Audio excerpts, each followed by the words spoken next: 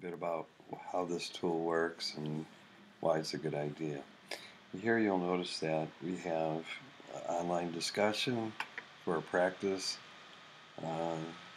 practice lesson or course, whatever.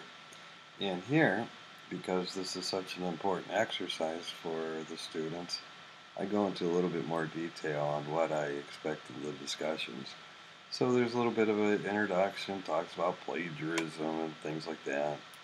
Shows them how they can create a title, why the title's important, some techniques there.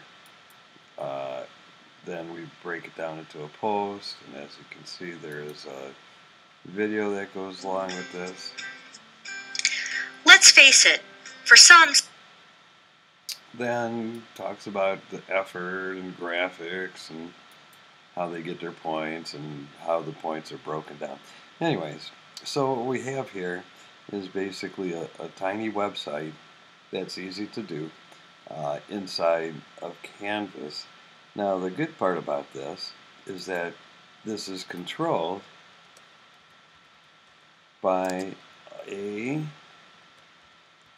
control panel created especially for this particular post, this particular site. And on here, you can see that you have 7 pages. I decided more than that would crowd the nav bar. And it has places where you can create and edit. For example, if I say blog, if I just put blogs here, your blogs, and I update, and I have a slow connection here tonight. Let's see, it's having trouble connecting.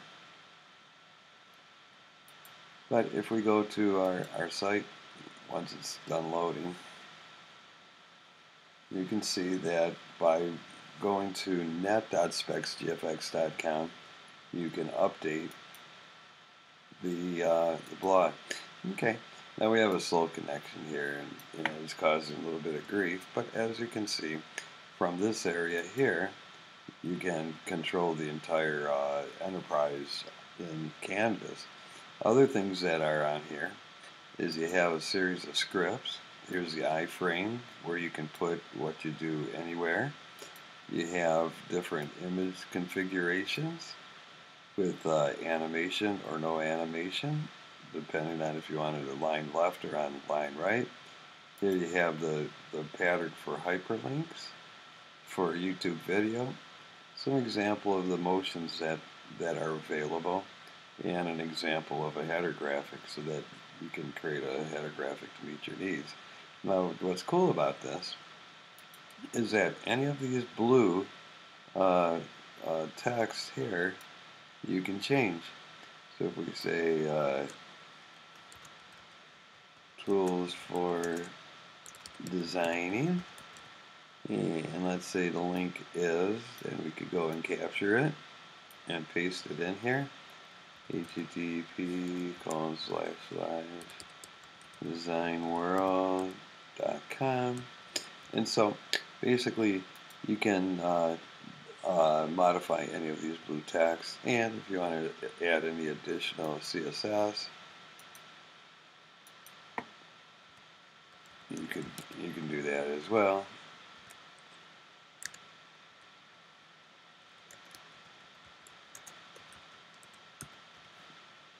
And then once it's all done, you can grab the code and paste it in. You can paste it in the content area here. This is all done in HTML, so you can create tables and all kinds of crazy things there. So that's that. And so you have the scripts. Then you can, if you have any images that you want to upload, you can do that.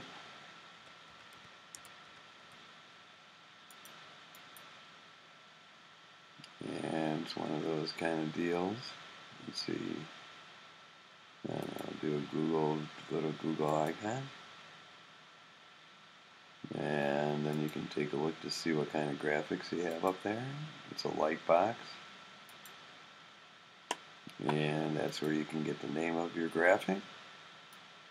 Right there. You close this window, go back to the scripts, paste that in there. Oops. And you can see that then if you wanted to put that icon somewhere on your page, you can just copy that script and paste it in. Okay. Other things, you get to see a preview, but looks like we are having difficulty making the connection, so the preview is not going to be good. So you can see what you're doing while you're doing it. And so the next few videos are going to show you exactly and slowly how this can be done.